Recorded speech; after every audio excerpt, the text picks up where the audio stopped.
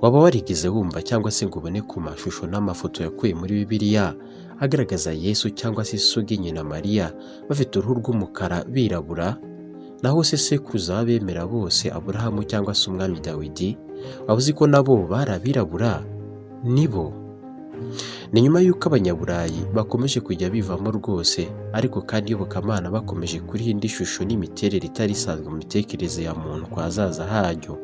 Ibi bishobora kuzaba bifite indi shusho itandukanye mu hazaza h'iyobokamana. Ibimereyeho rero Uburusiya na perezida wabwo Vladimir Putin babishyize hanze nyuma y'uko bafunguye umutamenwa urimo amashusho n'amafoto ya kera cyane mu kinyejana cya 14 agaragaza Mesiya yirabura neza cyane, hubwo umwirabura akabombo uruhu rusa n'urwawe. wowe ushobora kuba unkurikiye kuri iki kiganiro kuri chaîne ya Mutavu Official. Ni amafoto cyangwa se ibishushanyo biri artistique, nuvuga ko bizingatiye amakuru menshi mu buryo nabwo bwuje ubuhanga na tekinike zihambaye yakoranywe. Amakuru asa n'ahanura ukuri kwahishwe ku nkuru nyinshi ziri mu bitabo by'iyobokamana.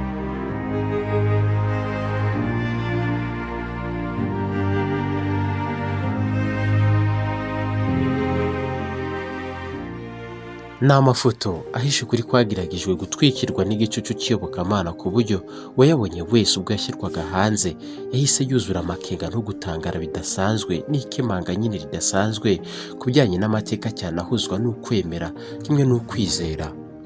Uyu munsi rero muze kwihangana mutarambirwa cyangwa ngo murakare, kuko ntawe n'ubundi gambiriye guhinyuza no kuvana ku kwizera kwe.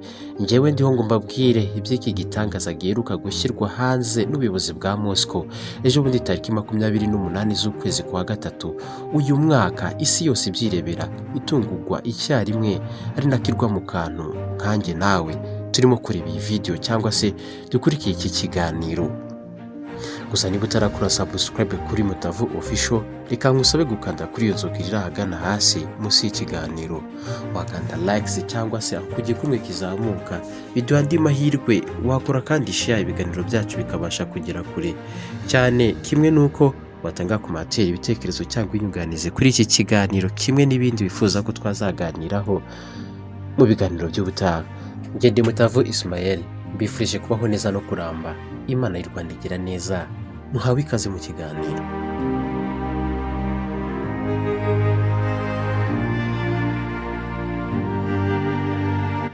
Umuntu wamamaye kurusha abandi bose byo kwamamara mu bantu bose, ntawigeze amuhiga, ni uwa mbere w'ibihe byose. Aya si amagambo yanjye, nta wundi uyiswe Yesu, abandi bamwita Yezu, Jesus cyangwa se Isa, ushaka banamwita Messiah cyangwa se Mesiya.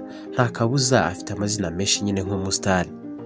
Mu Ivanjiri ya Mariko umutwe wa 4:22 hati, koko rero nta cyahishwe kitazahishurwa, nta n'ibanga rizahera ritamenyekanye.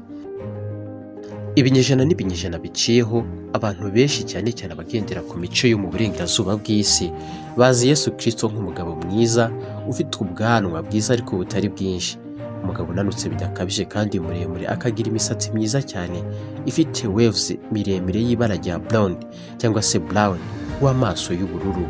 Gusa ikiriho, Bibiliya nk'inyandiko ya kera ikuze yanamugarutseho cyane gusumbya izindi nyandiko.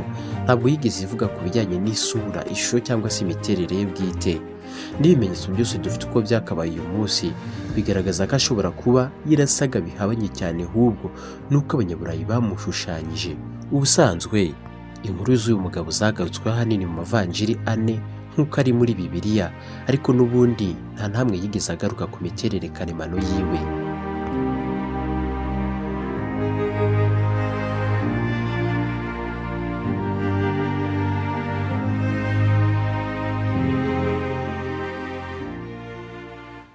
Matayo, Mariko, Luka na Yohana mu kumuremera indangamuntu ye bavuga yuko yari Umuyahudi wo mu kinyejana cya mbere wavukiye i Betelehemu akaza kurerwa mu mujyi w'i Nazareti, aho hakaba mu ntara ya Galileya, ni mu cyahoze ari Palestine nk'igihugu, ariko ubu hakaba mu majyaruguru ya Isiraheli. Ngo yatangiye urugendo rw'ibwirizabutumwa ajye ku myaka 30, ariko Bibiliya nta kintu na kimwe ivuga ku bijyanye n'isura ye cyangwa se imisusire ye habe na kimwe. Wakwibaza impamvu uti ni ukubera iki ubundi? Nyamaze tukiri kuri iyi ngingo, abagabo nka Dawidi, Sawuli b'isezerano rya kera ryagerageje kuvuga ku miterere yabo, ngo bo bari barebare kandi beza mu gihagararo, ndetse b'uburanga bwiza kandi buhebuje, handsome. By'akarusho ngo umwami nka Sawuli we yari igitangaza koko. None icyadutera amatsiko no kwibaza ni ukubera iki Yesu atagarukwaho? Why not Jesus? Birasa naho uyu mugabo yari amayobera, ahubwo anazwi n'abantu mbarwa. Muribuka ibyabereye mu murima cyangwa se ubusitani bwa Getsemani mbere y'uko abambwa? Yuda yagombaga kumusanganira akamusoma ku itama kugira ngo abasirikari bari bagiye kumucakira babashe kumenya cyangwa kumuvangura n'abandi. Ngo babonaga Yesu n'izindi ntumwa ze benda gusa. Iki ngiki ubwacyo ni igihamya cy'uko uyu mugabo yaba yarazwi n'abantu mbarwa mu bihe byiwe. Byumvikane rero ko Bibiliya nta na hamwe yigeze ivuga ko yaba yari umuzungu, umwirabura, uw'uruhu rw'umuhondo cyangwa se n'irindi bara naka. None igisubizo turakivana he rero? Kirahari, wowe icyo ngusaba wirinde kurambirwa kandi nturakare. Abantu bakunze kwibaza ku mpamvu inyandiko z'ubutumwa zidakunda kumugarukaho, cyangwa se niba n'abanditsi b'ivanjiri barasobwe kuvuga ku miterere yiwe, cyangwa se bikaba byarahishwe bikagirwa ubwiru ku mpamvu runaka. Hanyuma rero iyi shusho ya Yesu imugaragaza nk'umuzungu yo yaje guhindurwa nshya mu nkubiri ihangana ry'amoko mu isi na politiki zishingiye ku ibara ry'uruhu. Ubwo sosiyete cyangwa se imiryango migari yatangiraga gucagagurikamwo ibice, abantu bo mu bice by'isi bitandukanye batangiye kwiga gukoloniza no gupyinagaza abandi, ubwo bakagwanira kwigaragaza nk'abanyembaraga cyangwa se ab'ubuhangange bwinshi gusumbya abandi. Aha ni naho abirabura barushirijwe ingufu bwa mbere, babagizwa abaciritse mu ngeri zose, kandi atari nabyo ahubwo. Uburusiya rero busa n'ubwamenye umuceri kuri iyi ngingo. Iki gikorwa cya leta ya Moscow cyatumye abantu benshi bibaza byinshi bidasanzwe, abandi batangiye guhindagurika mu mitekerereze, naho abandi ntiwareba. Ururondogoro rwacitse ku mbuga nkoranyambaga nyinshi, nk'ubwo inkuru z'uko Yesu yirabura aka kamwanya zimaze gusakara hafi mu isi yose. Umva kimwe mu bitangazamakuru byo mu Buhinde. Mu gihe intambara y'Uburusiya na Ukraine irimbanije, Perezida w'Uburusiya Vladimir Putin amaze kwemeza ko agomba kwimurwa kimwe mu bishushanyo bitagatifu kandi bidasanzwe kigakurwa mu nzu ndangamurage y'Uburusiya kikajyanwa muri katedrali nkuru ya Moscow. Ibi byazamuye impaka no gucangamukirwa bidasanzwe, cyane cyane uhereye mu bantu be ba hafi, babandi bamwiziriramo, uhereye ku bayoboke b'aba Orthodox basengera hamwe na Putin. Ibindi bitangazamakuru nabyo biti igitangaza mu bishushanyo byari bihishe mu nzu ndangamurage z'Uburusiya ntabwo bisanzwe nyuma y'uko bishyize hanze. Ubu ngubu isi imaze kugaragarizwa yuko hari byinshi tutigeze tumenya ku miterere n'imigaragarire ya bamwe mu bantu bagaragara mu bitabo by'iyobokamana nka Mesiya ndetse n'abandi bari bamugaragariye.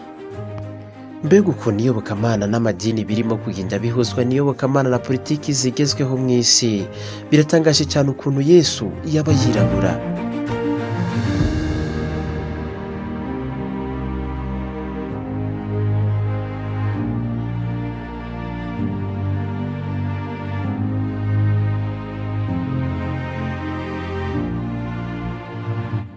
Bavuga yuko aya mashusho arambye cyane kandi yirabura afite amateka ahuzwa n'abirabura ahantu nko mu Burusiya no mu Butaliyani, kimwe n'ahandi hantu hose mu Burayi.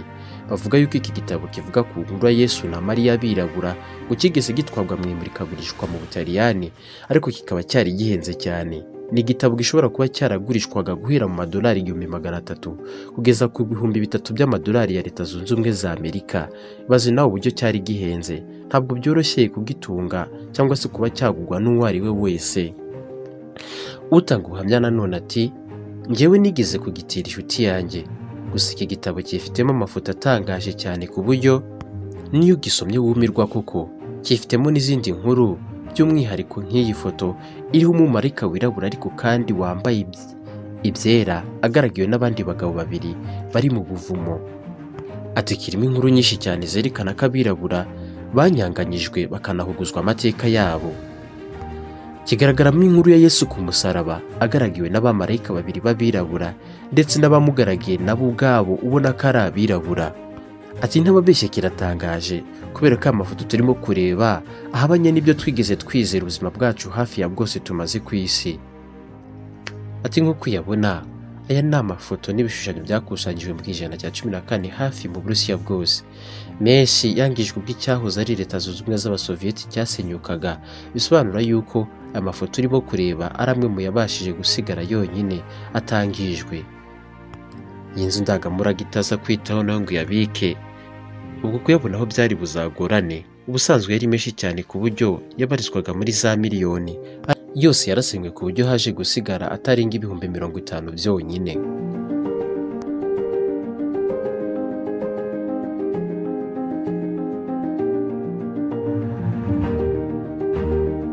Wikiriho rero nuko harimo kwibaza uko ishusho y'amateka igiye guhinduka mu binyejana, cyane cyane ko byanga byakunda hari byinshi bigiye gukurwaho umwijima byatsindaga ibihugu bijyanye no kwemera, kimwe n'ubuhanuzi uko bwakabaye bwose mu isi. Zimwe muri icons z'Abarusiya cyangwa se izi portrait, amafoto yonyine ngo menshi cyane muri yo Abarusiya b'Abasoviyeti bashinjwa kuba barayagurishaga magendo.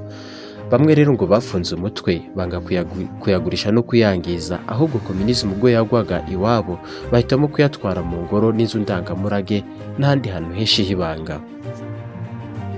Studio rero cyangwa se icyumba cyari kibitse amafoto mashushanyano cyangwa se mabumbano yongeye gusa n'ifungurwa, yuje amoko n'amoko menshi y'amafoto tutari twarigeze tubonaho.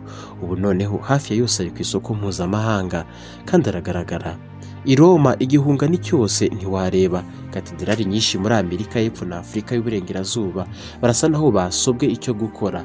Iyi nkuru irimo gutitiza isi ya gikristo cyane cyane, by'umwihariko kuri Kiliziya Gatolika.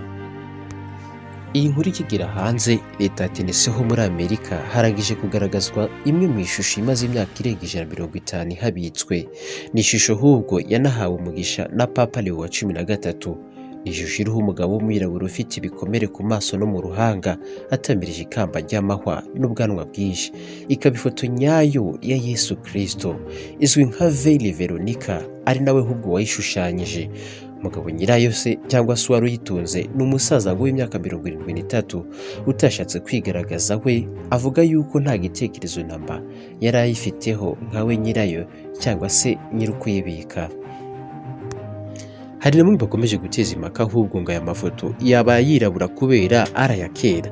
Bati buriya yashushanyijwe kera abantu bataragira ku rwego rwiza mu kuvanga amabara n'amarangi. Bati wenda niyo mpamvu baza birabura. Victor Robert Rubin wahoze ari umunyabanga wa Leta Zunze Ubumwe za Amerika mu kigo gishinzwe kubika no gucunga imari bivugaho anabivuguruza cyane. Ati nabirabure reka ni mu byemere. Ni kuki noneho imyenda bambaye yo itirabura kandi ikaba y'amabara menshi atandukanye, bo bagahitamo guhabwa amasura yirabura aho kuba yera cyangwa y'abazungu nkatwe? Nimumenye yuko Abayisiraheli bari abirabura aho kuba abazungu. Ati kireze kuri byo Abanyaegiputa ba kera babarizwaga mu cyahoze kiswe nka Atlantis. Mwibuka ubwo Titus yasenyaga Yerusalemu cyangwa igihugu cy'Abayahudi, amamiliyoni y'Abayahudi yahungiye muri Afurika y'Uburengerazuba. Benshi muri bo batangiye kugurishwa nk'abacakara mu bihugu hafi ya byose mu isi. Sinumva impamvu abantu bose batangajwe n'Uburusiya. Uburusiya rero bwahisemo gushyira hanze amafoto yabo mu buryo buhabanye n'ubwo izindi leta zikomeye mu z'Iburayi na Amerika zagiye zibigenza mbere.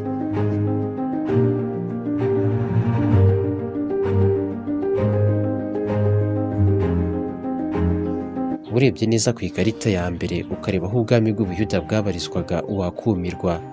Akomeza agira ati ese urakeka ko urwanga abirabura bazwi n'abazungu rwabayeho gutyo gusa? Akaba ari ibintu byabayeho byikora cyangwa se bigahurirana gusa nta mpamvu? Ati ntibishoboka. Ati reka atoya, byose byatewe n'agasuzuguro Abayisiraheli basuzuguye Imana yabo ubwo biremeraga Imana mu ishusho y'inyana ya zahabu. Iyo urebye mu gitabo cy'imuka Misiri, Imana yaburiye Abisiraheli ko nibayisuzugura bari kuzabura igihugu cyabo kikagwa mu maboko y'abandi bantu batari barigeze bamenyana mbere. Impamvu nyamukuru none y'uru rwango ikomoka ku rubyaro rwa Shemu waje kugerwaho n'ibihano by'Imana kubera gusuzugura amategeko y'Imana. Ibi byatewe n'uko yashakaga kugirira nabi abana b'abirabura bakomokaga kuri Hamu na Yafeti. Guhera ubwo abana ba Shemu batangiye kwivanga n'abana ba Hamu kandi bombi bari abirabura. Ikindi kintu cyo kwitegereza neza twagikura ku magambo ya Johnson wihamiriza ko bishoboka kubera ko abirabura n'ubundi nta kabuza bagaragara mu gitabo cya Bibiliya. Ati Abanyamerika bamugize umuzungu ubwo bendaga kutubwira inkuru ziwe, ariko Abarusiya bo ntabwo bigize bitwara batyo. Nimitegereze neza, bo babitse amakuru y'umwimerere ya Yesu kandi yuzuye nta kuyahindagura cyangwa kuyahindanya. Ati bo bagendeye ku mateka nyayo nk'uko bigaragara mu gitabo cy'indirimbo ya Salomoni umutwe wa 2 ku murongo wa 5. Hati ndi umuyumba ariko mfite igikundiro, bari ba Yeruzalemu, sa n'amahema ya Kedari, sa n'inyegamo zo kwa Salima, n'imunga y'ibara ngo ndirabura, n'izuba ryambabuye.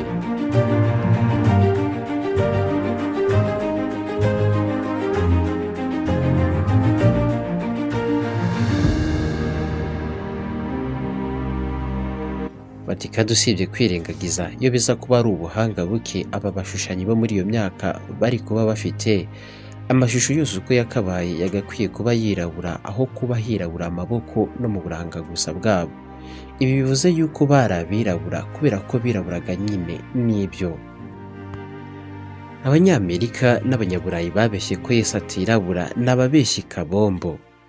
Birababaje ukuntu abantu benshi bahawe umurage w'amateka wuje ikinyoma nk'iki ngiki kuva ku basokuruza n'abasokuruza babo paka no ku babyeyi babo bikagera ku bana babo. Birababaje cyane rwose. Mu bihe bishize kandi bitari ibya kera cyane, Abaprotestanti muri Amerika barigaragambije bavuga yuko badakeneye stati cyangwa se igishushanyo cya Yesu w'umuzungu mu rusengero rwabo. King Shani wo mu ishyaka ry'aba-activiste yahise nawe abyivangamo avuga yuko rwose ibishushanyo bya Yesu w'umuzungu byakorwa mu nsengero zabo, anavuga yuko aya mashusho ari ibinyoma by'abazungu bashatse kwikunda no kugaragaza igitinyiro n'ubuhangange bwabo mu isi, bagahitamo kwihisha inyuma y'ishusho ya Yesu w'umuzungu. Usibye nabo, Archbishop wa Canterbury mu minsi ishize tariki 22 z'ukwezi kwa gatandatu umwaka wa 2020 nawe yabigarutseho, maze uyu mwanditsi Shani King amufasha kumvikanisha ijwi rye mu gusenya no kurimbura igishusho mbumbano kigaragaza Yesu nk'umuzungu. Shani King we yavuze yuko abanyamateka bo bizera yuko Yesu yakabaye ahubwo asa n'abantu bo mu burasirazuba bwo hagati aho gusa n'abazungu bo mu Burayi.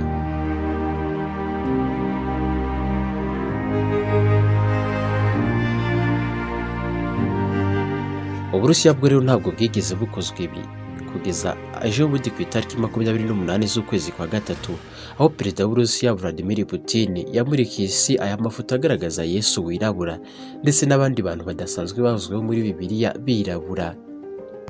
Ibi ngibi ubwabyo bigiye gushyira isi noneho mu bihe by'imyemerere idasanzwe yindi mu bihe biri imbere, kubera ko noneho benshi mu bantu ubu batangiye kumenya byinshi ku gupfukiranwa k'ubuhangange n'ubushobozi bw'abirabura uhereye mu mateka kera mu bihe bya Antiquity. Ibishushanyo byo guhera mu kinyejana cya 15 n'icya 16 nta kabuza rwose biriho Yesu na nyina Mariya birabura, kandi ngo bikomeje gushingirwa hagati n'ikindi gitabo nacyo giheruka kugurishwa mu Burusiya n'icyagurishirijwe mu Butaliyani nigeze kubabwiraho. Ni igitabo kidasanzwe kigaragazwa ingufu n'ubuhangange bw'abirabura mu mateka ya hambere, cyane cyane ahuzwa n'iyobokamana. Nawe niba wifite ku madolari yawe 300 nta kabuza wakigura ukakidusomera ukatuvumbisha kuri iyi nyigisho twitigeze tubasha kugira amahirwe yo kwisobanukirwa, dore ko gihenze rwose bidasanzwe ku byo kukigondera bizajya bikorwa n'abantu mbarwa. Mu kiganiro kuri televiziyo nanone, impuguke nka Bwana Dennis Prager, uyu ni icyamamare mu guhostinga abasitari batandukanye mu bitangazamakuru by'ishariya muri Amerika, akaba n'umwanditsi, nawe yabigarutse agira ati Yesu na nyina Mariya n'abandi bahoraga hafi sinumva ukuntu bagaragazwa mu mashusho yose anyanyagijwe mu mpande zose z'isi nk'abazungu. Ati kiriya ni ikinyoma kandi ni igihuha, biriya ni ibyo gusenywa. Ati kandi igihe mbibona nka propaganda cyangwa se icengezamatwara rishingira ku ibara ry'uruhu, racism propaganda, gihishe inyuma yo gutonesha no kurata ingufu z'abazungu. Nyamaze igitandukanye kinatangaje kuri iyi ngingo ni uko uyu mugabo ubwe ubyihamiriza nawe ari umuzungu. Ni bwe King Shani we muri 2002 yamuritse hanze ifoto yagakwiye kubigenderwaho bagaragaza imiterere n'imisusire ya Yesu. iyo ni ifoto imugaragaza nk'umuyahudi wirabura aho kuba umuzungu wo mu Burayi.